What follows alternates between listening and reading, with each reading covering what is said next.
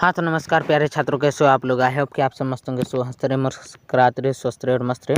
प्यारे छात्रों, आज जो है महामैराथन जो चल रहा है उसका डे 8 यानी कि 8वां दिन है।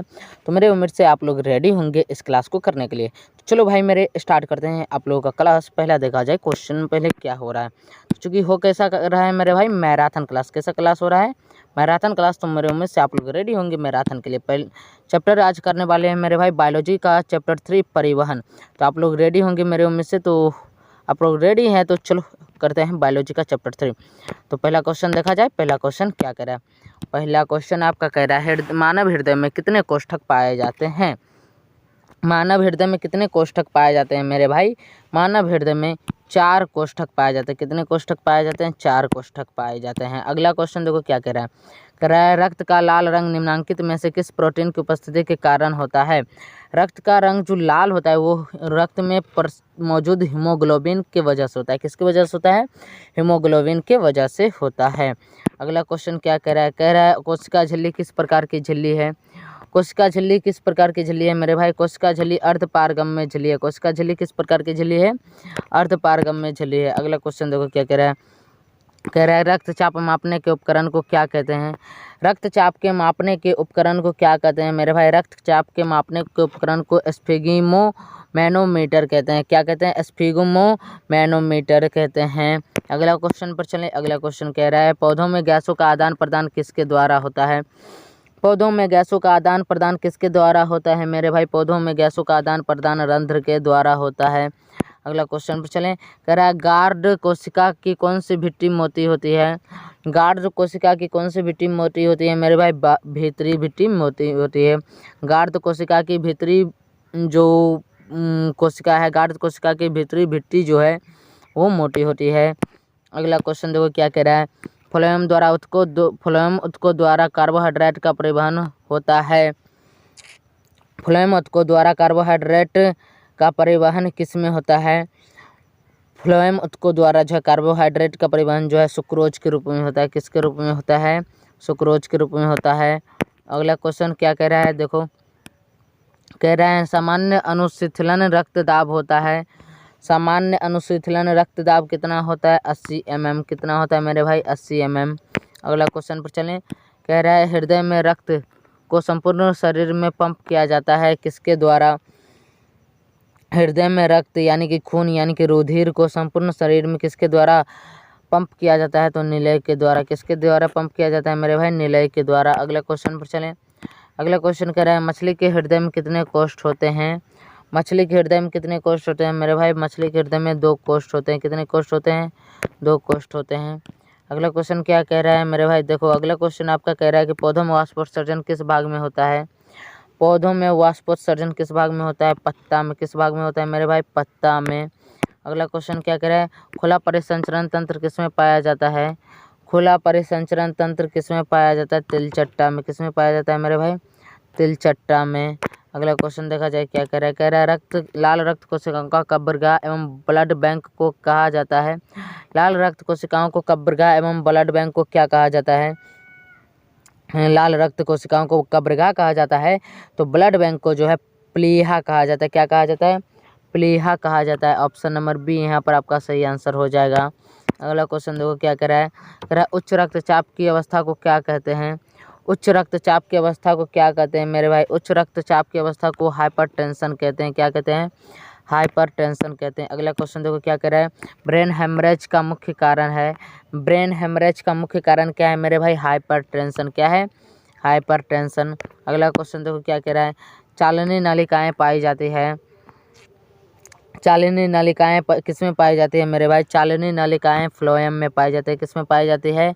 फ्लोएम में पाई जाती है। चालनी नलिकाएं फ्लोएम में पाई जाती है। अगला क्वेश्चन देखो कह रहा है आरबीसी की जीवन अवधि होती है। आरबीसी यानी कि red blood combination. Red blood सी से क्या होता है भाई? ध्यान में नहीं आ रहा है। रेड ब्लड का जो है जीवन अवधि कितना होता है? रेड ब्लड का जीवन अवधि कितना होता है मेरे भाई? वो क्वेश्चन पूछ रहा है। रेड ब्लड का जीवन अवधि 120 दिन होता है। कितना होता है? 120 दिन होता है। अगला क्वेश्चन क्या कह रहा है। मानव हृदय घिरा हुआ है। मानव हृदय किससे घिरा हुआ है मेरे भाई? पेरिकार्डियम से। किससे घिरा हुआ है? पेरिकार्डियम से। अगला क्वेश्चन पर चलें। अगला क्वेश्चन आपका क्या कह रहा है, मनुष्य में श्वेत रक्त कोशिकाओं की जीवन अवधि कितनी होती है। मनुष्य में श्वेत रक्त कोशिकाओं की जीवन अवधि कितनी होती है मेरे भाई। मनुष्य में श्वेत रक्त कोशिकाओं की जीवन अवधि 12 से 20 दिन होती है। कितनी होती है, 12 से 20 दिन। और लाल रक्त कोशिका की 120 दिन। अगला क्वेश्चन, किस जीव में हीमोग्लोबिन नहीं होता है। किस जीव में हीमोग्लोबिन नहीं होता है मेरे भाई। मक्खी में हीमोग्लोबिन नहीं होता है। किस में हीमोग्लोबिन नहीं होता है, मक्खी में हीमोग्लोबिन नहीं होता है। अगला क्वेश्चन क्या कह रहा है, कह रहा है हीमोग्लोबिन की कमी से कौन सा रोग होता है। हीमोग्लोबिन की कमी से कौन सा रोग होता है मेरे भाई, एनीमिया। कौन सा रोग होता है, एनीमिया। हीमोग्लोबिन की कमी से कौन सा रोग होता है, एनीमिया। अगला क्वेश्चन पर चलें। अगला क्वेश्चन कह रहा है धमनियों का कार्य है। धमनियों का कार्य क्या है मेरे भाई, धमनियों का कार्य है शुद्ध रक्त का वहन करना। धमनियों का कार्य क्या है, शुद्ध रक्त का वहन करना। अगला क्वेश्चन देखो क्या कह रहा है, रंध्रों द्वारा जल का निष्कासन क्या कहलाता है।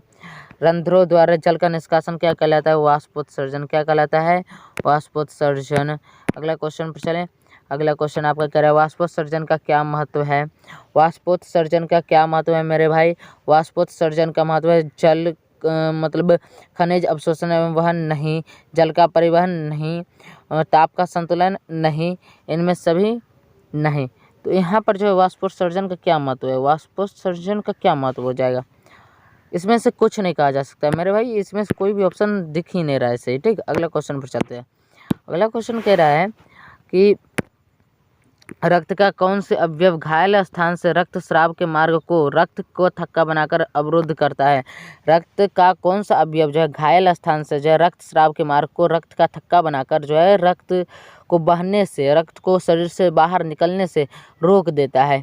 ठीक, तो वो कौन सा है मेरे भाई, प्लेटलेट्स। कौन सा है, प्लेटलेट्स जो है जहाँ पर जैसे मेरा जो है मान के चलो किसी का जो है क्या होता है कि हाथ पैर कहीं कट जाता है तो वहाँ पर कुछ देर के बाद रक्त का थक्का बन जाता है, जिससे क्या होता है कि प्लेटलेट्स जब आकर वहाँ जमा हो जाता है रक्त थक्का बन जाता है और खून बहना बंद हो जाता है। तो यहाँ पर ऑप्शन नंबर सी जो प्लेटलेट्स है वो आपका सही आंसर हो जाएगा। अगला क्वेश्चन देखो क्या कह रहा है। अगला क्वेश्चन आपका कह रहा है हृदय का पेस मेकर कहते हैं। हृदय का पेस मेकर किसे कहते हैं मेरे भाई, हृदय का पेस मेकर जो है SA नोड को कहते हैं। किसको कहते हैं मेरे भाई, SA नोड को कहते हैं। अगला क्वेश्चन पर चलें। अगला क्वेश्चन क्या कह रहा है, एक स्वस्थ मनुष्य का रक्तचाप होता है। एक स्वस्थ मनुष्य का रक्तचाप कितना होता है मेरे भाई, एक स्वस्थ मनुष्य का रक्तचाप कितना होता है, फटाफट से बताना। एक स्वस्थ मनुष्य का रक्तचाप जो है 120/80 होता है। कितना होता है, 120/80 होता है। आगे चलें। अब हम करने वाले हैं इकोनॉमिक्स चैप्टर 7। कौन सा करने वाले हैं मेरे भाई, इकोनॉमिक्स चैप्टर 7 करने वाले हैं, जो कि आपका जो है इकोनॉमिक्स चैप्टर 7 का नाम क्या है, उपभोक्ता जागरण एवं संरक्षण। तो चलो करते हैं। पहला क्वेश्चन देखा जाए। पहला क्वेश्चन आपका कह रहा है यदि किसी वस्तु या सेवा का मुख्य मूल्य जो है 20 लाख से अधिक तथा 1 करोड़ से कम है तो उपभोक्ता कहाँ शिकायत कर सकता है। अगर किसी वस्तु या फिर सेवा का मूल्य जो है 20 लाख से अधिक और 1 करोड़ से कम है तो वो आदमी जो है उपभोक्ता जो है कहाँ पर शिकायत कर सकता है, तो वो उपभोक्ता शिकायत कर सकता है राज्य आयोग में। कहाँ पर शिकायत कर सकता है, राज्य आयोग में। अगला क्वेश्चन कह रहा है भारत सरकार ने सूचना अधिकार अधिनियम कब पारित किया। भारत सरकार ने सूचना अधिकार अधिनियम जो है 2005 ईस्वी में पारित किया था। अगला क्वेश्चन क्या कह रहा है, अगला क्वेश्चन कह रहा है भारत में मानवाधिकार सुरक्षा अधिनियम कब पारित हुआ। भारत में मानवाधिकार सुरक्षा अधिनियम 1993 ईस्वी में पारित हुआ था। अगला क्वेश्चन पर चलें। अगला क्वेश्चन आपका क्या कह रहा है उपभोक्ता शिकायत करने के लिए आवेदन शुल्क कितना लगता है, 0 रुपया, जो कि ऑप्शन में है ही नहीं। तो ऑप्शन नंबर डी यहाँ पर आपका सही आंसर हो जाएगा, इनमें से कोई नहीं। अगला क्वेश्चन क्या कह रहा है, अगला क्वेश्चन आपका कह रहा है खाद्य पदार्थों की शुद्धता की जांच के लिए किस मान्यता प्राप्त चिन्ह का होना आवश्यक है। खाद्य पदार्थों की शुद्धता की जांच के लिए एग मार्क चिन्ह का जो है होना आवश्यक होता है। किसका, Agmark, option number C. ठीक, अगला क्वेश्चन क्या कह रहा है, अगला क्वेश्चन आपका कह रहा है कि उपभोक्ता अधिकार दिवस कब मनाया जाता है। उपभोक्ता अधिकार दिवस कब मनाया जाता है मेरे भाई, उपभोक्ता अधिकार दिवस 15 मार्च को मनाया जाता है। कब मनाया जाता है, 15 मार्च को। अगला क्वेश्चन देखो क्या कह रहा है कृषि उत्पादों के मानकीकरण के लिए किस पर मानक का प्रयोग किया जाता है। कृषि उत्पादों के मानकीकरण के लिए किस उत्पादों का प्रयोग किया जाता है मेरे भाई, किस मानक का प्रयोग किया जाता है। कृषि उत्पादों की मानकीकरण के लिए किस मानक का उपयोग किया जाता है, तो एग मार्क का। किसका, एग मार्क का। अगला क्वेश्चन पर चलें। अगला क्वेश्चन कह रहा है आपका कि भारत में उपभोक्ता संरक्षण कानून कब लागू हुआ। भारत में उपभोक्ता संरक्षण कानून 1986 ईस्वी में लागू हुआ था। कब हुआ था मेरे भाई? 1986 ईस्वी में। अगला क्वेश्चन चलें, कह रहा है स्वर्ण आभूषणों की परिशुद्धता को सुनिश्चित करने के लिए किस मान्यता प्राप्त चिन्ह का होना आवश्यक है? हॉलमार्क। किसका मेरे भाई? हॉलमार्क। अगला क्वेश्चन पर चलें।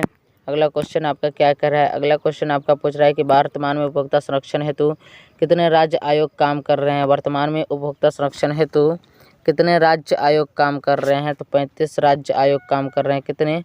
35। अगला क्वेश्चन पर चलें। अगला क्वेश्चन आपका क्या कह रहा है मेरे भाई? कह रहा है औद्योगिक उत्पादों की गुणवत्ता सुनिश्चित करने के लिए किस मानक चिन्ह का प्रयोग किया जाता है?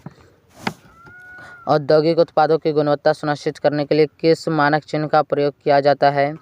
फटाफट से बताना मेरे भाई, किस मानक चिन्ह का प्रयोग किया जाता है? ISI मार्क का। किसका? ISI मार्क का।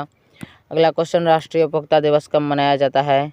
राष्ट्रीय उपभोक्ता दिवस कब मनाया जाता है मेरे भाई? राष्ट्रीय उपभोक्ता दिवस 24 दिसंबर को मनाया जाता है। अगला क्वेश्चन पर चलें। कह रहा है कोपरा क्या है? कोपरा क्या है मेरे भाई? कोपरा जो है उपभोक्ता संरक्षण अधिनियम है। क्या है? उपभोक्ता संरक्षण अधिनियम है। अगला क्वेश्चन पर चलें। कह रहा है वस्तु या सेवा का मूल्य या क्षतिपूर्ति राशि 1 करोड़ से अधिक होने पर उपभोक्ता कहाँ शिकायत कर सकता है?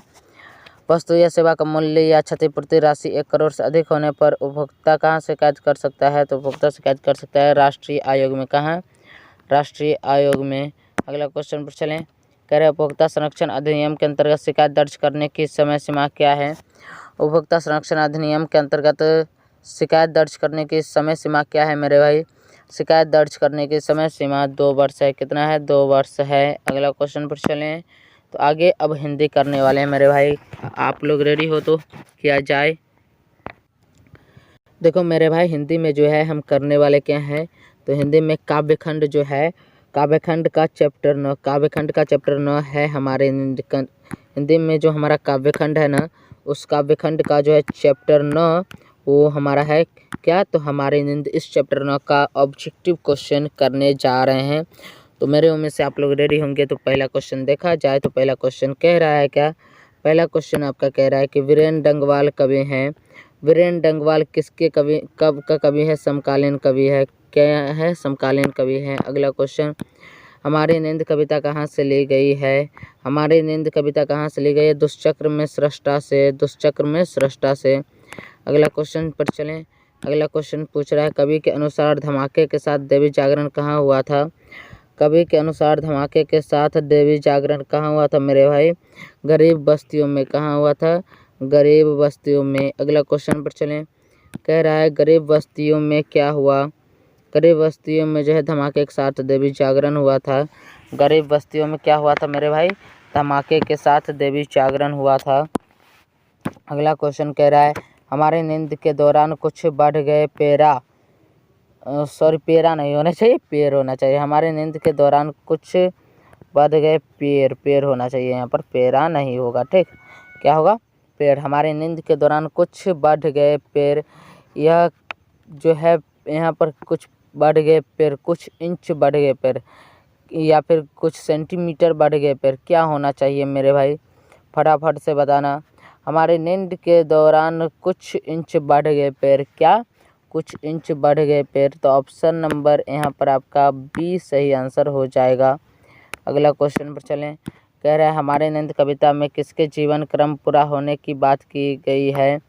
हमारी कविता में जो है किसके जीवन क्रम पूरा होने की बात कही गई? हमारी नींद कविता में जो है किसके जीवन क्रम पूरा होने की बात कही गई है? तो मक्खी के। किसके? मक्खी के। अगला क्वेश्चन पर चलें। कह रहा है कि वीरेंद्र डंगवाल को किस काव्य संग्रह के लिए साहित्य अकादमी पुरस्कार मिला था? तो दुष्चक्र में सृष्टा। किसके लिए? दुष्चक्र में सृष्टा के लिए। अगला क्वेश्चन, कवि के अनुसार इनकार करना न भूलने वाले कौन है?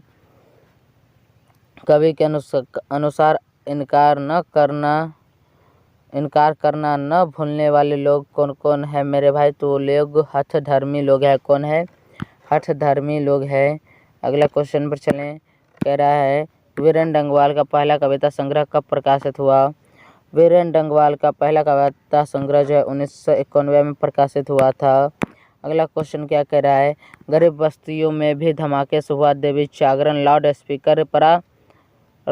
स्पीकर पर प्रस्तुत पंक्ति किस कविता की है, हमारी नींद। किस कविता की है, हमारी नींद। अगला क्वेश्चन क्या कह रहा है, समकालीन कवि हैं वीरेंद्र डंगवाल। कौन है, वीरेंद्र डंगवाल। अगला क्वेश्चन क्या कह रहा है, किस रचना के लिए वीरेंद्र डंगवाल को रघुवीर सहाय स्मृति पुरस्कार मिला था।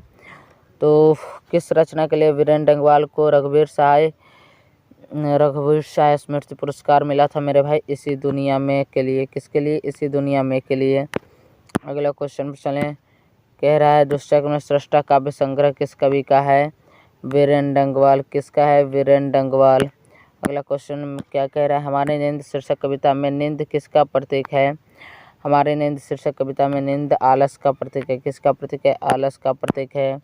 अगला क्वेश्चन, हम निम्न में कौन कवि आदिवासी लोक कविताओं के भी अनुवादक हैं, निम्न में कौन कवि आदिवासी लोक कविताओं के भी अनुवादक है, तो वीरेंद्र डंगवाल। कौन है, वीरेंद्र डंगवाल। अगला आप चलें, अगला जो है मेरे भाई, हिंदी आपके काव्यखंड का 10वां चैप्टर जो है अक्षर ज्ञान, वो करने वाले हैं। क्या आप लोग रेडी हैं, मेरे उम्मीद से आप लोग रेडी होंगे, तो किया जाए। चलो पहला क्वेश्चन देखो क्या कह रहा है, उसका खरगोश की खालिश बेचैनी माँ उक्त पंक्ति किस कविता की है, अक्षर ज्ञान की। किसकी है, अक्षर ज्ञान की। अगला क्वेश्चन, कवित्री अनामिका के अनुसार चौखड़े में बेटे का क्या नहीं अटता, कवित्री अनामिका के अनुसार चौखड़े में बेटे का क्या नहीं अटता, क्या नहीं अटता मेरे भाई, क। अगला क्वेश्चन क्या करे, कवित्री अनामिका के अनुसार सृष्टि की विकास कथा का प्रथमाक्षर क्या है, कवित्री अनामिका के अनुसार सृष्टि का विकास कथा का प्रथमाक्षर विफलता के आंसू है। क्या है, विफलता के आंसू है। अगला क्वेश्चन, कवित्री अनामिका को कौन सा पुरस्कार मिला, कवित्री अनामिका को कौन सा पुरस्कार मिला था मेरे भाई, कवित्री अनामिका को राष्ट्रभाषा परिषद पुरस्कार मिला, भारत भूषण अग्रवाल पुरस्कार मिला, गिरजा कुमार माथुर पुरस्कार मिला, यानी कि उपयुक्त सभी। अगला क्वेश्चन कह रहा है, पंक्ति से उतर जाता है उसका ख किस कविता की पंक्ति है, तो अक्षर ज्ञान। किस कविता की पंक्ति है मेरे भाई, अक्षर ज्ञान। अगला क्वेश्चन, अक्षर ज्ञान शीर्षक कविता कहाँ से ली गई है, अक्षर ज्ञान शीर्षक कविता कहाँ से ली गई है, कवि ने कहा है से। कहाँ से ली गई है, कवि ने कहा से। अगला क्वेश्चन क्या कह रहा है, अक्षर ज्ञान शीर्षक कविता में अंगा के ड को बेटा क्या समझता है, शीर्षक कहानी में जो है, शीर्षक कविता में जो है अंगा के ड को बेटा जो है माँ समझता है। क्या समझता है, माँ समझता है। अगला क्वेश्चन पर चलें, अगला क्वेश्चन देखा जाए क्या कह रहा है। अगला क्वेश्चन कह रहा है, घरे का लुढ़कता हुआ उसका घ किस पर आकर थमक जाता है, घरे का लुढ़कता हुआ उसका घ ख पर आकर थमक जाता है। अगला क्वेश्चन पर चलें, कह रहा है बीजाक्षर शीर्षक काव्य संकलन किसकी रचना है, बीजाक्षर काव्य संकलन जो है वो अनामिका की रचना है। अगला क्वेश्चन क्या कह रहा है, अक्षर ज्ञान कविता के कवि हैं, अक्षर ज्ञान कविता के कवि अनामिका जी हैं। कौन है, अनामिका जी हैं। अगला क्वेश्चन कह रहा है, कवित्री अनामिका का जन्म कहाँ हुआ है, कवित्री अनामिका का जन्म कहाँ हुआ है मेरे भाई, कवित्री अनामिका का जन्म 18 फरवरी 1916 ईस्वी में बदरघाट पटना में हुआ है। अगला क्वेश्चन क्या कह रहा है, सृष्टि की विकास कथा का प्रथमाक्षर क्या है, सृष्टि की विकास प्रथा का प्रथमाक्षर है विफलता के परिणाम स्वरूप उत्पन्न क्रोध। अगला क्वेश्चन पर चलें, कह रहा है अनामिका हिंदी कविता में अपनी एक अलग पहचान रखने वाली कवित्री है, अनामिका हिंदी कविता में अपनी एक अलग पहचान रखने वाली कवित्री है, कैसी कवित्री है, सो पूछ रहा है, तो समकालीन कवित्री है। कैसी कवित्री है, समकालीन कवित्री है। अगला क्वेश्चन, अक्षर ज्ञान कविता बच्चों के किस स्तर के शिक्षण प्रक्रिया से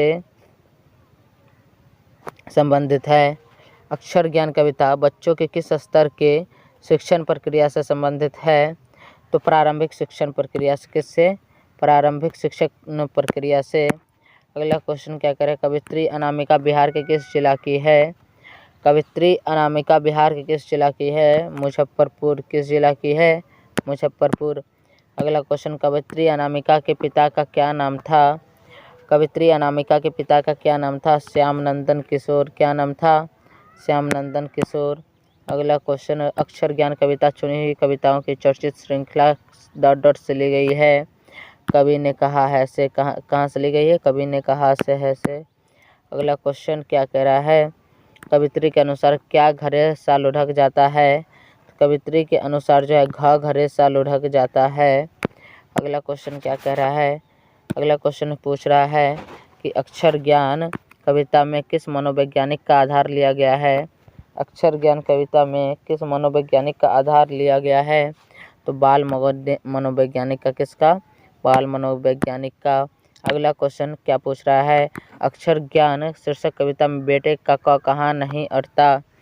बेटे का क चौखटे में नहीं अटता। कहाँ नहीं अटता? चौखटे में नहीं अटता।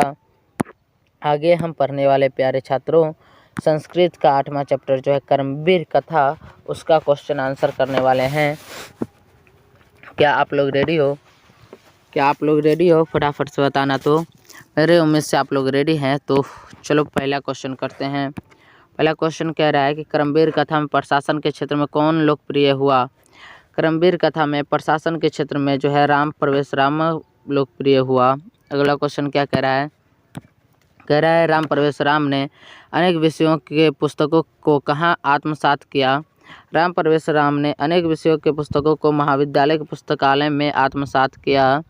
अगला क्वेश्चन क्या कह रहा है? भिखनटोला गांव के प्रशासन द्वारा स्थापित प्राथमिक विद्यालय कितनी दूर था? भिखनटोला गांव से प्रशासन द्वारा स्थापित प्राथमिक विद्यालय कितनी दूर था मेरे भाई? 1 कोस। कितनी दूर था? 1 कोस। अगला क्वेश्चन पर चलें। अगला क्वेश्चन पर चलते हैं।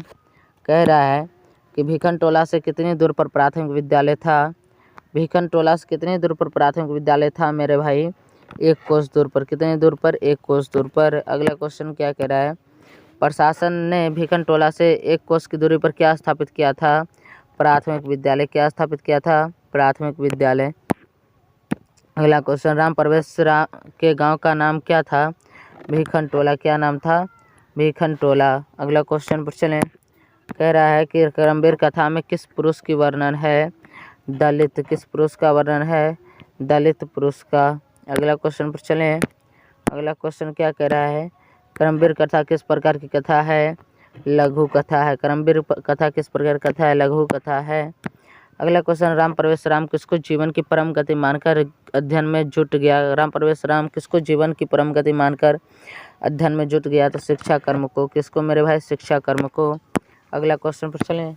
तो अगला क्वेश्चन आपका पूछ रहा है कि राम परवेशराम किसको जीवन की परम गति मानकर अध्ययन में जुट गया? ये तो शिक्षा कर्म नमा हो चुका है। 10वां क्वेश्चन पर चलते हैं। कह रहा है कर्मवीर राम परवेशराम के परिवार के सदस्यों की कुल संख्या कितनी थी? कर्मवीर राम परवेशराम के परिवार में सदस्यों की कुल संख्या कितनी थी मेरे भाई? 4। कितनी थी? 4। अगला क्वेश्चन क्या कह रहा है? उद्योगिनम पुरुष सिंह मुपैति लक्ष्मी, यह उक्ति किस पाठ से संकलित है? कर्मवीर कथा से। किस पाठ से संकलित है मेरे भाई? कर्मवीर कथा से। अगला क्वेश्चन क्या कह रहा है? राम परवेशराम किस परीक्षा में प्रथम स्थान, विश्वविद्यालय में प्रथम स्थान प्राप्त किया? राम परवेशराम किस परीक्षा में विश्वविद्यालय में प्रथम स्थान प्राप्त किया था? तो स्नातक के परीक्षा में। अगला क्वेश्चन पर चलें। कह रहा है शिक्षक दलित बालक कहाँ ले गए? शिक्षक दलित बालक को कहाँ ले गए? विद्यालय। कहाँ ले गए मेरे भाई? विद्यालय। अगला क्वेश्चन पर चलें। अगला क्वेश्चन देखो क्या कह रहा है। अगला क्वेश्चन आपका पूछ रहा है परिश्रमी पुरुष क्या करता है?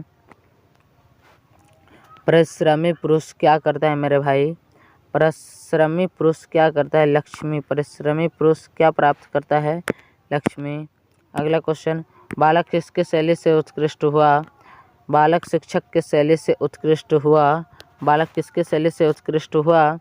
शिक्षक के शैली से उत्कृष्ट हुआ। अगला क्वेश्चन, कर्मवीर कौन था? कर्मवीर राम परवेशराम था। कर्मवीर कौन था? राम परवेशराम था। अगला क्वेश्चन, कर्मवीर उत्साह से क्या प्राप्त करता है? कर्मवीर उत्साह से महत्व पद प्राप्त करता है। क्या प्राप्त करता है मेरे भाई? महत्व पद प्राप्त करता है। अगला क्वेश्चन क्या कह रहा है? कौन स्नातक की परीक्षा में प्रथम स्थान प्राप्त किया? तो तो राम प्रवेश राम ने स्नातक की परीक्षा में प्रथम स्थान प्राप्त किया। अगला क्वेश्चन, लक्ष्मी किसका वर्णन करती है? लक्ष्मी किसका वर्णन करती है? उद्योगी पुरुष का। लक्ष्मी किसका वर्णन करती है? उद्योगी पुरुष का। अगला क्वेश्चन, भिखनटोला गांव कहाँ है? भिखनटोला गांव कहाँ है? भिखनटोला गांव बिहार में है। कहाँ है? बिहार में है। अगला क्वेश्चन, दलित ग्रामवासी पुरुष की कथा कौन है? दलित ग्रामवासी पुरुष की कथा कौन है? करमवीर कथा। कौन है? करमवीर कथा। यहाँ पर ऑप्शन नंबर ए में जो आपका है वो आपका सही आंसर है। अगला क्वेश्चन, करमवीर कथा पाठ में किसकी कथा है? करमवीर कथा पाठ में किसकी कथा है? तो करमवीर कथा पाठ में राम प्रवेश राम की कथा है। अगला क्वेश्चन क्या कह रहा है? भिखनटोला देखने कौन आया था? भिखनटोला देखने कौन आया था मेरे भाई? अध्यापक। कौन आया था? अध्यापक। अगला क्वेश्चन क्या कह रहा है? राम प्रवेश राम उच्च विद्यालय में कौन सा स्थान प्राप्त किया? राम प्रवेश राम उच्च विद्यालय में पहला स्थान प्राप्त किया। कौन सा स्थान प्राप्त किया? पहला स्थान प्राप्त किया। अगला क्वेश्चन, दलित बालक का नाम क्या था? दलित बालक का नाम राम प्रवेश राम था। क्या नाम था मेरे भाई? राम प्रवेश राम था। अगला चलो, आपका जो सिलेबस में जो आज का जो शेड्यूल था मेरे भाई, आज का शेड्यूल आप लोगों का एंड हुआ। मेरे उम्मीद से आप लोग समझ गए होंगे। बाकी बात, आप इस चैनल पर नए हो तो प्यारे साथियों, आप अपने इस चैनल को सब्सक्राइब जरूर कीजिए, अपना यह परिवार की संख्या जरूर बढ़ाइए। और मिलते हैं हम आपके नेक्स्ट क्लास में। तब तक के लिए हंसते रहिए, मुस्कुराते रहिए, स्वस्थ रहिए और मस्त रहिए। जय हिंद, जय भारत, वंदे मातरम।